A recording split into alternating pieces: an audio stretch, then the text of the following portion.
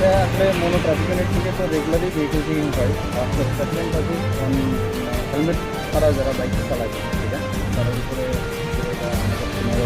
Fire করে যে order অনুযায়ী যাতে যারা এগুলো পাওয়া যাবে তাছাড়া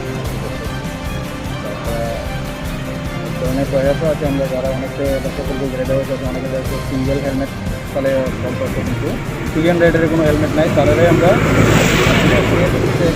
সিলিয়ন রাইডাররাও যেন হেলমেট লাগাই দেবে। কয়েক ধরনের অপরাধ সিলিয়ন রাইডারের হেলমেট না থাকে, যারা একদমই হেলমেট না তাদেরকে আমরা পেনাল্টি এখন 4-5টা বাইকের মতো তো আটকানো হচ্ছে।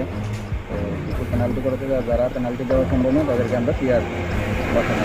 তাদের কি কোর্টে চালানে চালান কাটা হয়েছে না? যারা স্পট ফাইন না দিতে পারবো তাদেরকে কোর্টে যেহেতু ফাইন দেওয়ার সুবিধা আছে কোর্টে গিয়ে তারা আপনার পরিচয়? তাদের